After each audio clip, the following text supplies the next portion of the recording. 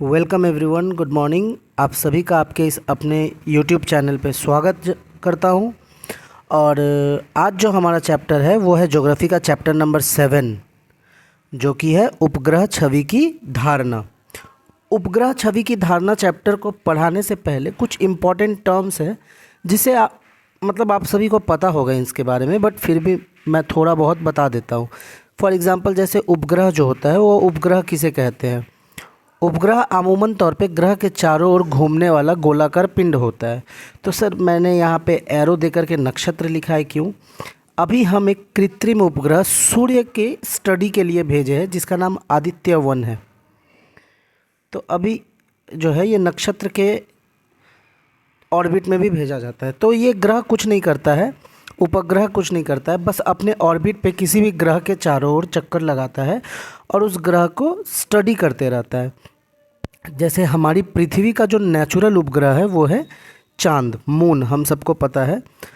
उपग्रह दो तरह के होते हैं, एक प्राकृतिक और एक कृत्रिम। कृत्रिम मतलब हो गया मैन मेड, जिसे मनुष्य बनाते हैं।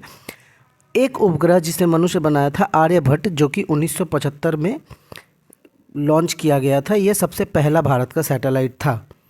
प्राकृतिक उपग्रह के बारे में जैसा आप जानते हैं, पृथ्वी जो है वो क्या है, पृथ्वी का उपग्रह चांद है। कुछ इम्पॉर्टेंट टर्म के बारे में जान लेते हैं जो कि उपग्रह से रिलेटेड है।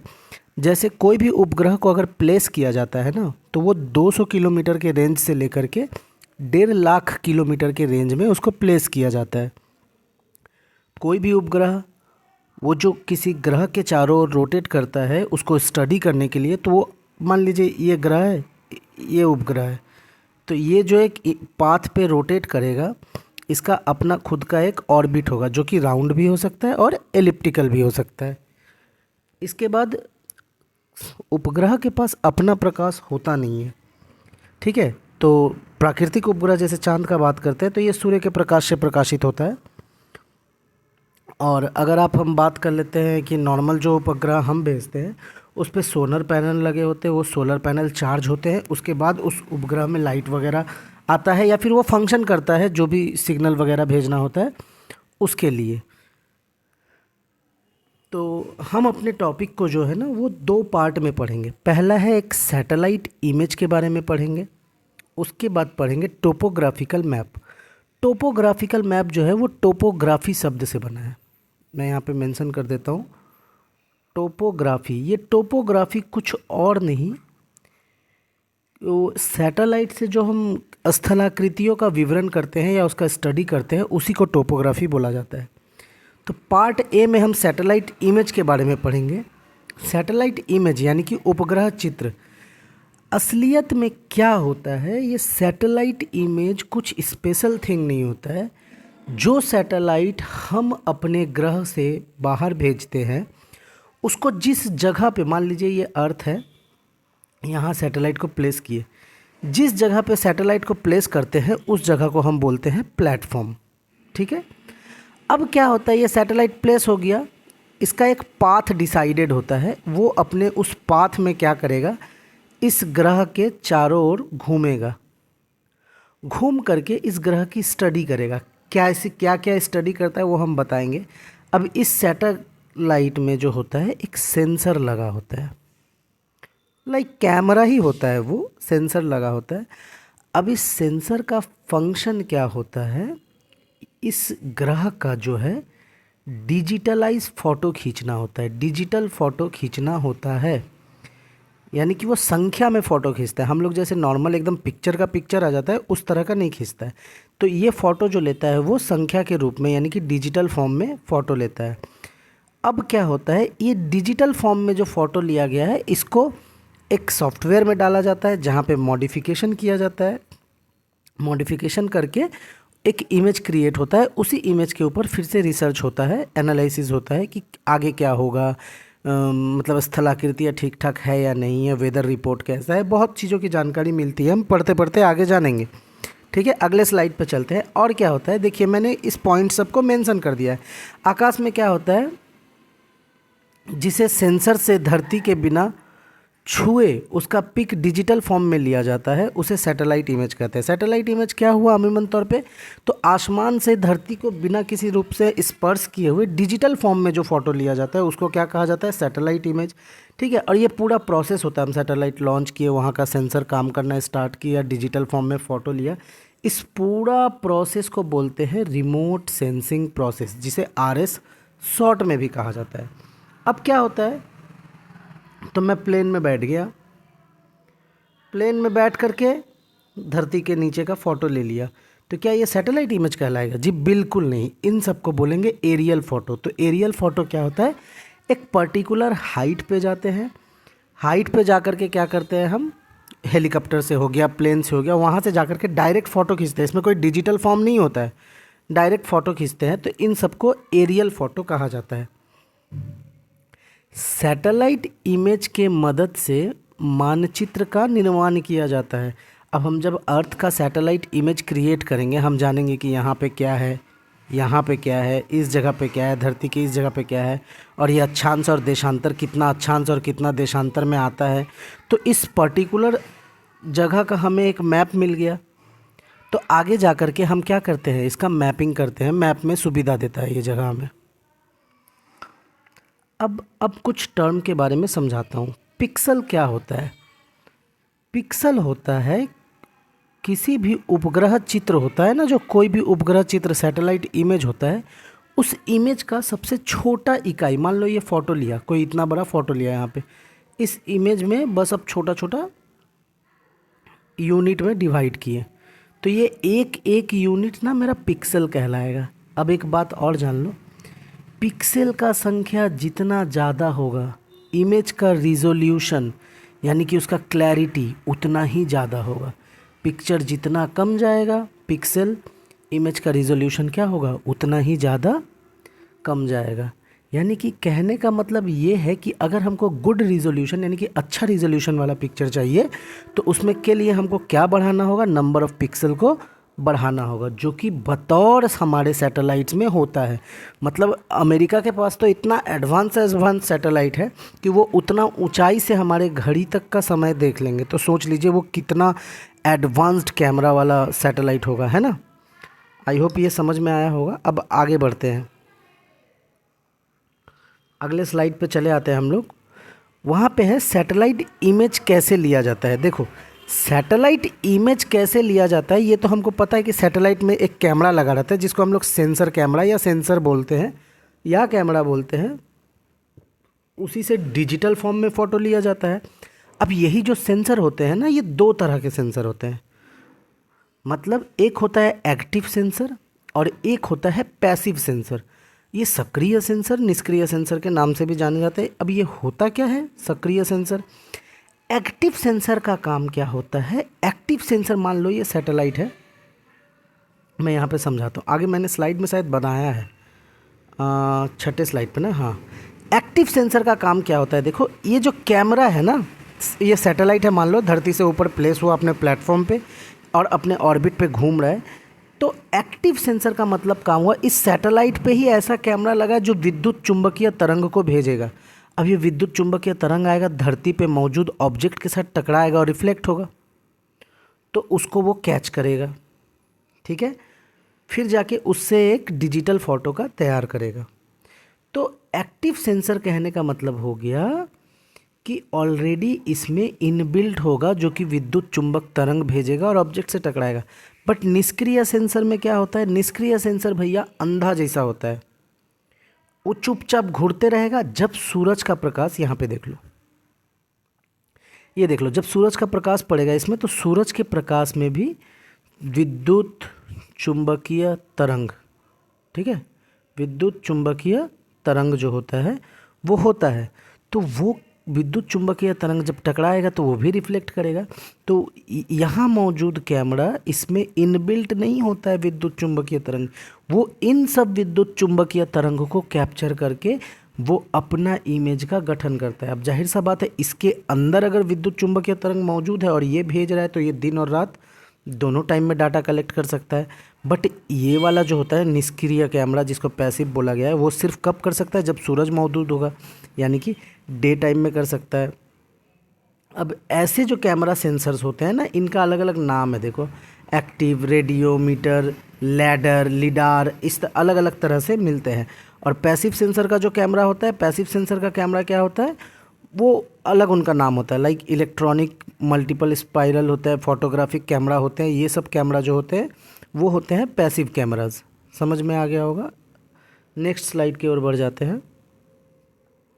सैटेलाइट इमेज में जो है वो लेने का प्रोसेस क्या होता है, किस तरीक़ा से फ़ोटो लिया जाता है, ये तो समझ में आ गया। सूर्य से जो तरंग आते हैं उसको हम लोग बोलते हैं EMR, यानी कि इलेक्ट्रोमैग्नेटिक रेडिएशन कहा जाता है। अभी थोड़ी देर पहले मैंने बता दिया। अब ये इलेक्ट्रोमैग्नेटिक स्पेक्ट्रम क्रिएट करता है, मतलब मान लो ये एक इलेक्ट्रोमैग्नेटिक स्पेक्ट्रम बनाया। अब ये जो है ये विजिबल किरण है। विजिबल किरण मतलब दिखता है जो किरण। ये जब मैं फिजिक्स पढ़ाऊँगा तब बताऊँगा कि विजिबल तरंग क्या होता है। तो ये विजिबल किरण है, वो इसी को कैप्चर करेगा और इसी से जो विजिबल किरण में जब जाएगा ना, अलग अलग वेवलेंथ वाला किरण होगा। ये अलग वेवलेंथ का होगा, ये अलग, ये अलग। तो जो विजिबल किरण होगा वो किरण से एक इमेज तैयार होता है, उसी को देखा जाता है। उपग्रह का चित्र का जो है वो दो भाग होता है, मतलब ये ब्लैक एंड वाइट शेड में ज़्यादा बनता है, ठीक है। और एक बनता है जो कि रंगीन में। जो ब्लैक एंड वाइट शेड होता है ना, मतलब ब्लैक एंड वाइट शेड का भी एक सिस्टम होता है। मान लो कि ब्लैक से होते हुए वाइट जाएगा, मतलब यहाँ पे ब्लैक से होते हुए वाइट की ओर जा रहा है, या ऐसा समझ लो इस वाइट से होते हुए इस ब्लैक की ओर आ रहा है, मतलब लाइट कलर से डार्क कलर हो रहा है ना। White to black, light to dark colour हो रहा है। तो इस तरह का जो इमेज बनता है, जहाँ पे अच्छा से डिटेलिंग ऑब्जर्वेशन किया होगा वहाँ पे थोड़ा डार्क आएगा, जहाँ पे हल्का हल्का लिया होगा लाइट आएगा, उसको धूसर उपग्रह चित्र के नाम से भी जाना जाता है। तो अमूमन तौर पे चित्र कैसे बनता है, सनलाइट से जो लाइट टकरा है वो स्पेक्ट्रम क्रिएट करेगा। स्पेक्ट्रम में से जो विजिबल लाइट है उसको वो ले लेगा, सैटेलाइट का सेंसर लेकर के अब वाइट टू डार्क क्या करेगा, फ़ोटो क्रिएट करेगा। जहाँ जहाँ पे वो जैसा जैसा जगह से रिफ्लेक्ट हुआ है, मान लो ये एक तरंग आया तो ये यहीं से टकरा के लौट जाएगा, एक और तरंग आएगा तो वो यहाँ से टकरा के लौटेगा, एक यहाँ का आएगा। मतलब जो तरंग जैसे टकरा करके लौट रहा है, तो ये जो मान लो कि ऐसे दिखाते हैं, इसको मिटा करके दिखाना होगा। कहाँ गया, ये देखो। अब ऐसे लाइट टकराया तो ये पोर्शन मान लो हट गया, तो ये जो गैप बना है ना ऐसे वाला, ये छवि वहाँ पे बनेगा, यानी कि सैटेलाइट के सेंसर में बनेगा। सैटेलाइट के सेंसर में सॉफ्टवेयर्स वगैरह होते हैं, GIS वगैरह, मैं बताऊंगा क्या होते हैं, वो आगे बढ़ते बढ़ते बताएंगे, ठीक है। तो अगले स्लाइड पे चले। यहाँ पे आई होप कि सबको समझ में आ गया होगा कि उसके अंदर इमेज कैसे बनता है, क्या क्या विधि होता है। ओके, अगले स्लाइड पे चलते हैं, जो कि है हमारा 9वां स्लाइड। 9वां स्लाइड में क्या होता है देख लो। Types of man made satellite, यानी कि मानव निर्मित सैटेलाइट जो है वो कितने प्रकार के होते हैं। तो जियो स्टेशनरी सैटेलाइट, GSS जिसको बोलते हैं, और एक होता है सॉरी सन सिंक्रोनाइज्ड सैटेलाइट। तो जियो स्टेशनरी सैटेलाइट और सन सिंक्रोनाइज्ड सैटेलाइट के बारे में पढ़ते हैं। तो सबसे पहले हम कवर कर लेंगे जियो स्टेशनरी सैटेलाइट को। जियो स्टेशनरी सैटेलाइट क्या करता है, ये भूमध्य रेखा के समांतर प्लेस किया जाता है एक पर्टिकुलर डिस्टेंस पे। और ये मान लो भूमध्य रेखा ऐसे है, पृथ्वी रोटेट करेगा, थोड़ी देर बाद भूमध्य रेखा यहाँ हो जाएगा, तो ये सैटेलाइट भी भूमध्य रेखा के समांतर चलेगा। तो भूमध्य रेखा के समान समान डिस्टेंस पे ये चलता है। इसका कुछ स्पेशलिटी होता है कि यह भूमि से जो है ना 35,786 किलोमीटर के डिस्टेंस पे लगाया जाता है, ठीक है। इसका रफ्तार क्या होता होगा, इसका रफ्तार होता है 3 किलोमीटर पर सेकेंड के रफ्तार से ये घूमता है, ठीक है। अब ये जियो स्टेशनरी सैटेलाइट है, तो इसका इस्तेमाल क्या होता होगा, रेडियो सिग्नल्स को कैप्चर करता है, टीवी वगैरह इसी से चलाया जाता है। कोई भी नेचुरल कनेक्टिविटी, नेविगेशन, पायलट्स वगैरह जैसे नेविगेशन करते हैं डायरेक्शन वगैरह के लिए, उस तरह का सब कुछ करने में ये सैटेलाइट मदद करता है, ठीक है। नेचुरल कनेक्टिविटी मतलब हो गया मौसम वगैरह का जानकारी देना। हाँ, मैं इसे अपने कोड में लिख दिया हूँ। मौसम का जानकारी देगा, जानकारी जलवायु वगैरह के बारे में बताएगा वो सब। ओके, सन सिंक्रोनाइज सैटेलाइट क्या होता है? सन सिंक्रोनाइज सैटेलाइट को मैं पढ़ता हूँ तो समझ में आएगा। ये एक ऐसा उपग्रह है जो ध्रुवीय कक्षा में घूमता रहता है। ध्रुवीय कक्षा कौन सा है? उत्तरी ध्रुव से लेकर के दक्षिणी ध्रुव तक, जो राउंड शेप में होगा या नहीं होगा, चित्र के सहारे मैं दिखाया हूँ। यह पृथ्वी के चारों ओर इस तरह से परिक्रमा करता है कि यह किसी भी भौगोलिक स्थान से एक ही स्थानीय और समय पर गुजरता है, जिसका अर्थ हर दिन उपग्रह पृथ्वी पर एक ही समय पर उसी स्थान पर दिखाई देता है, जिससे प्रकाश और छाया की तुलना करके मौसम पैटर्न को समझता है, भूमि क्षेत्र को समझता है, वनों की कटाई हो रहा है या नहीं, इन चीज़ों को समझता है, दावानल यानी कि जंगलों में आग लगता है या नहीं। मुद्दा टॉपिक क्या है मैं समझाता हूँ। ये जो ग्रह होते हैं ना, वो ऐसे उत्तर ध्रुव से दक्षिण ध्रुव की ओर रोटेट करते हैं, देख रहे हो, अलग अलग डायरेक्शन में, उत्तर ध्रुव से दक्षिण ध्रुव की ओर, मतलब ऐसे घूमेगा या ऐसे घूमेगा, ये अपना अपना ऑर्बिट पे। बहुत सारा ऐसे, एक देश तो नहीं है, बहुत सारे देश है जो ऐसे ध्रुवीय छोड़ के रखे हैं। अब ये क्या होता है ना, ये एक पर्टिकुलर टाइम को मेंटेन करके घूमता है। यानी कि अगर आज 4 बजे शाम को तुम इस सैटेलाइट को यहाँ देख रहे हो, तो कल 4 बजे शाम को भी तुम इस सैटेलाइट को यहीं पे देखोगे। यानी कि ये समय के साथ एकदम सामंजस्य बना करके ये सैटेलाइट रोटेशन करता है। इसको बहुत ज़्यादा हाइट पे प्लेस नहीं किया जाता है। इसको जो प्लेस किया जाता है उसका हाइट होता है 400 से लेकर 600 किलोमीटर का हाइट होता है, बट इसका रफ्तार बहुत फास्ट होता है। यह 7.5 किलोमीटर प्रति सेकेंड में रोटेट करता है। कितना फास्ट करता होगा सोच लो। इंडिया का एक सैटेलाइट है IRS, USA का है लैंडसैट, फ्रांस का एक है स्पॉट। ये सब जो सैटेलाइट है ये ध्रुवीय क्षेत्र में घूमने वाला सैटेलाइट है, जिसको सन सिंक्रोनाइज सैटेलाइट कहा जाता है। ठीक है। अच्छा, इसका इस्तेमाल कहाँ करते हैं मैं थोड़ी देर पहले बताया, मौसमों को जानकर। भूमि के बारे में कैसे जानेंगे? सपोज कर लो ये लैंड है, इतना क्षेत्र में वन विस्तारित है, मान लो अभी इतना क्षेत्र में वन विस्तारित है, तो वो 1 डिग्री बाई 2 डिग्री, ये अक्षांश देशांतर जो भी हुआ वो मेज़रमेंट कर लिया कि इतना दिख रहा है। अब ये इतना डिटेल्ड पिक्चर भेजता है। आज से 2 साल के बाद जब वो इमेज बना, थोड़ा सा बड़ा करके दिखाना होगा, 2 साल के बाद जब ये इमेज बनेगा तो वन जो है वो छोटा हो गया मान लो, तो सेम 1 डिग्री बाई 2 डिग्री, बस एग्जांपल के लिए देते रहा हूँ। तो अब यहाँ पे क्या दिखा कि अरे भैया ये 2001 में इतना था, 2025 में इतना हो गया, जंगल कम गया, इसका मतलब वनों में कटाई आया है। तो ये पिक्चर के थ्रू, क्योंकि ये सेम लोकेशन है, लोकेशन बदला नहीं है, सेम लोकेशन पे सेम टाइम में जाता है।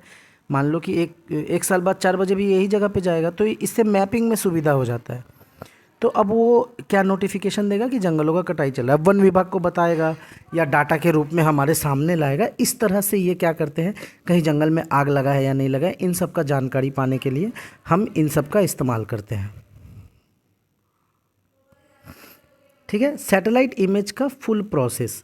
अच्छा, वो जो हम पीछे पढ़े ना, उसका मैंने एक शॉर्ट फॉर्म बनाया है, से यहाँ तक सब रिवीजन कर लेंगे। उपग्रह क्या होता है? किसी भी ग्रह के चारों ओर अपने कक्षा में चक्कर लगाता है। अब उसी उपग्रह को नीचे से रॉकेट से उठा करके PSLV या GSLV जिससे भी हो, रॉकेट ले जाते हैं। ले जा करके क्या किया जाता है, उनको ऊपर एक जगह पे छोड़ दिया जाता है। उस जगह को बोला जाता है प्लेटफॉर्म। जैसे ट्रेन हम लोग को एक जगह पे लाके छोड़ देता है, फिर आगे बढ़ जाता है, तो उस जगह को हम बोलते हैं प्लेटफॉर्म, है ना। अब उस प्लेटफॉर्म में क्या करता है, वो जो सैटेलाइट होता है स्टे करता है और चारों ओर अपने रिस्पेक्टेड ग्रह के चक्कर लगाता है। अब उस सैटेलाइट के अंदर एक कैमरा होता है, सेंसर कह लो, जो क्या करता है, एक इलेक्ट्रोमैग्नेटिक वेव भेजता है। और जिस कैमरा में ये सेंसर जो इनएक्टिव फॉर्म में होता है, वो सूर्य के प्रकाश से भेजा गया इलेक्ट्रोमैग्नेटिक वेव को कैप्चर करता है। अब जब इसको भेजता है तो क्या होता है, एक डिजिटल इमेज, यानी कि नंबर के कोडिंग के हिसाब से एक डिजिटल इमेज बनाता है। अब इतना दूर तक तो समझ में आ गया, ठीक है। अब ह्यूमन इस कोडिंग लैंग्वेज के तो समझ नहीं पाएंगे, तो ह्यूमन को समझने के लिए उसको कंप्यूटर सॉफ्टवेयर में डाला जाता है, जिसको GIS बोला जाता है, यानी कि जियोग्राफिकल इंफॉर्मेशन सिस्टम। ये सॉफ्टवेयर क्या करता है, इस कोड को समझ करके, वहाँ गाछ था ना, कुत्ता था ना, बकरी था ना, नदी था ना, पुल था, इन सब चीज़ों को वो एक डिज़ाइन दे करके हमारे सामने प्रस्तुत कर देता है और टोटल मैप हमारे सामने बन करके तैयार हो जाता है। आई होप आपको समझ में आया होगा। जो इमेज लिया जाता है उसका तो लैटिट्यूड लॉन्गिट्यूड होगा, तो GIS सॉफ्टवेयर में उस लैटीट्यूड और लॉन्गिट्यूड में पुट किया जाएगा। अब मान लो जो मैंने अभी बताया 1 डिग्री/2 डिग्री में इतना हो गया है, 1995 में इतना था। मान लो जस्ट इमेजिन किया कि 1995 में सैटेलाइट घूम करके जब इस प्लेस का फ़ोटो लिया था तो दिखा रहा है डाटा के रूप में कि भैया इतना जंगल था। 2007 आया तो वो कम करके इतना हो गया, यानी कि ह्यूमन जो है वो जंगल के साथ अत्याचार कर रहे हैं। इंडस्ट्रियलाइजेशन के नाम पे क्या हो रहा है, जंगलों का कटाई ज़्यादा चल रहा है, लकड़ियों का तस्करी हो रहा है वगैरह वगैरह। जीव जंतु भी कमेंगे, इससे क्या क्या नुकसान है अब ये हम अपने लोगों के सामने यानी कि पब्लिक के सामने रख पाएंगे। इससे अर्थ को फ़ायदा है या नुकसान है, बात समझ में आ गया। तो इस तरह से फंक्शन करता है। अब कुछ कुछ बातें हैं जो हमको सैटेलाइट के बारे में जानना होगा, उसका इम्पोर्टेंस क्या होता है। पहला, फसल उत्पादन का, मौसम का हालात, इन सब का पता लगता है। जल वगैरह, मिट्टी वगैरह कहीं से अपक्षय हो रहा है यानी कट छट के गिर रहा है यानी इसका पता चलता है। हम मानचित्र बना सकते हैं सैटेलाइट के मदद से, थोड़ी देर पहले ही बताया था। लैटीट्यूड और लॉन्गिट्यूड में क्या क्या है उन सब छवि को ले लिए। अब हमको पता है कि 20 डिग्री अक्षांश बाई 21 डिग्री देशांतर में लैटीट्यूड बाई लॉन्गिट्यूड में क्या है, ये तो उसका मैपिंग किए। शहर या कोई भी ग्राम का उन्नत किया जा सकता है। मान लो कोई गांव का एक लैटीट्यूड पर्टिकुलर लॉन्गिट्यूड में आया, वहाँ पे क्या क्या है विकास करने के लिए और क्या क्या चाहिए। एक वहाँ पे इलेक्ट्रिक का बड़ा सा ये बैठाना चाहिए, क्या बोले उसको, मतलब उत्पादन केंद्र बैठाना चाहिए, एक फैक्ट्री लगना चाहिए, ये सब को देख करके समझा जा सकता है ना। तो ये बहुत ही ज़्यादा इम्पॉर्टेंट होते हैं सैटेलाइट जो होते हैं। तो हम लोग सब कुछ पढ़ लिए, इसका एक जिस्ट पढ़ लेते हैं। सबसे पहले हम उपग्रह के बारे में जान लिए। तो उपग्रह क्या होता है यानी कि सैटेलाइट क्या होता है, जो कि प्लैनेट के चारों ओर मूव करता है। इसी सैटेलाइट को जहाँ उतारा जाता है उसको बोला जाता है प्लेटफॉर्म। सैटेलाइट को ले जाएंगे धरती से बाहर तो उसके लिए कुछ रॉकेट लगेगा। वो रॉकेट भारत के पास है, PSLV, polar satellite light vehicle, ऐसे नाम है, GSLV। ये रॉकेट जो है वो ले जा कर के इसको एक जगह पे छोड़ देते हैं, जिस जगह को प्लेटफॉर्म बोलते हैं। अब ये सैटेलाइट अपना पाथ पे घूमता रहता है, इसको बोला जाता है सैटेलाइट का ऑर्बिट। ये राउंड भी हो सकता है, एलिप्टिकल भी हो सकता है ना। इसके अंदर एक कैमरा सेंसर लगा होता है। ये सेंसर 2 तरह का होता है, एक्टिव, इनएक्टिव। एक्टिव वाला खुद से इलेक्ट्रोमैग्नेटिक वेव छोड़ेगा, इनएक्टिव वाला सूरज वाला को ऑब्जर्व करके चित्र बनाएगा। ब्लैक एंड वाइट में भी चित्र बनता है, अभी तो इतना एडवांस हो गया है कि वो कलर में भी चित्र को बना सकता है। सब सॉफ्टवेयर का खेल है, GIS। अब ये RGIS होता है, AGIS होता है, BGIS होता है, DGIS होता है। अलग अलग सॉफ्टवेयर का अलग अलग नाम है। इसका इम्पोर्टेंस क्या होता है, किसी भी जगह पे मैपिंग कैसे कर सकते हैं, कैसे हमारी मदद करता है, ये हो गया सैटेलाइट हमारे लिए इम्पोर्टेंट क्यों है। और सैटेलाइट का जो मैन मेड सैटेलाइट है उसका प्रकार को पढ़ लिए, SSS यानी कि geostationary satellite, solar synchronised satellite. GSS किस तरह से काम करता है, ये जो है अक्षांश रेखा के समांतर घूमता है। और सोलर स्टेशनरी सैटेलाइट क्या होता है, ये उत्तरी ध्रुव और दक्षिणी ध्रुव को सामंजस्य करके घूमता है, पर्टिकुलर टाइम पे सेम जगह पे दिखता है। यही सब है, तो टोटल जिस्ट हो गया। अब जो हमको पढ़ना है वो पार्ट A पढ़े हैं अभी तक हम लोग, ठीक है। पार्ट B में जो था मैंने बताया था कि सैटेलाइट इमेज हो जाएगा तो टोपोग्राफिकल जो इमेज है उसके बारे में पढ़ेंगे, टोपोग्राफिकल मैप के बारे में पढ़ेंगे, सॉरी इमेज नहीं। तो ये जो टोपोग्राफिकल मैप होगा ये हमारे नेक्स्ट वीडियो में आएगा। तब तक के लिए थैंक यू सो मच। मैं जानता हूँ कि मेरे वीडियोस में साउंड क्वालिटी ज़्यादा नहीं आते हैं, मेरे पास वो टेक्निकल एक्सेसरीज़ जो होते हैं वो ज़्यादा परिमाण में उपलब्ध नहीं है, बट मैं धीरे धीरे अपने सारे एक्सेसरीज़ को बढ़ाने की कोशिश करूँगा। बट आपसे रिक्वेस्ट है कि आप वीडियो को हेडफोन लगा करके सुने। मेरा जितना भी यूट्यूब में वीडियो डाला जाएगा सबको अगर आप हेडफोन यूज़ करके सुनते हैं तो आपको आवाज़ क्लियर मिलेगा। और जो कॉन्सेप्ट समझ में ना आए प्लीज़ उसकी चर्चा हमसे हमारे टेलीग्राम ग्रुप में कर सकते हैं, मैं उसका लिंक जल्दी ही प्रोवाइड कर दूंगा। और बाकी ये मेरे स्टूडेंट्स के लिए है तो वो हमें ग्रुप में भी जानकारी देते हैं, मैं उसे क्लियर करने की कोशिश करता हूँ। मैं भी आप लोगों के साथ सीख रहा हूँ, मुझे आपकी सहायता की ज़रूरत है। मैं उम्मीद करता हूँ कि मैं धीरे धीरे और भी डेटा कलेक्ट करके आप तक पहुँचा पाऊँगा। साउंड के लिए सॉरी, मुझे 2-4 बच्चों ने फ़ोन किया और पर्सनली व्हाट्सएप पे मैसेज किया था, तो मुझे पता चला कि साउंड में इशू आ रहा है, बिना हेडफोन के सुना नहीं जा रहा है। तो मैं कुछ ऐसे गैजेट्स ख़रीद करके और उससे वीडियो बनाने की कोशिश करूँगा ताकि साउंड आप तक क्लियर पहुँचे। बट आप अगर हेडफोन यूज़ करते हैं तो मैंने खुद देखा है हेडफोन में हमारा साउंड क्लियर जाता है। वीडियो देखने के बाद ज़रूर इसे लाइक एंड सब्सक्राइब कर दे ताकि और अन्य लोगों तक ज़रूर पहुँचाएँ। मैं चाहता हूँ कि ज़्यादा से ज़्यादा बच्चे मेरे इस हिंदी मीडियम, जो हिंदी भाषी बच्चे हैं, वो इसका लाभ उठा पाए। सारे हिंदी मीडियम के स्टूडेंट्स मेरे वीडियोस को देख पाए। मैं धीरे धीरे सारे टॉपिक्स को कवर करूँगा, बस मुझे थोड़े से वक्त की ज़रूरत है। चलिए फिर मिलते हैं अगले वीडियो में। वहाँ पे मैं पार्ट 2 टोपोग्राफिकल मैप के बारे में बता दूँगा। तब तक के लिए गुड बाय, टेक केयर। आप सभी अपना ध्यान रखें। धन्यवाद।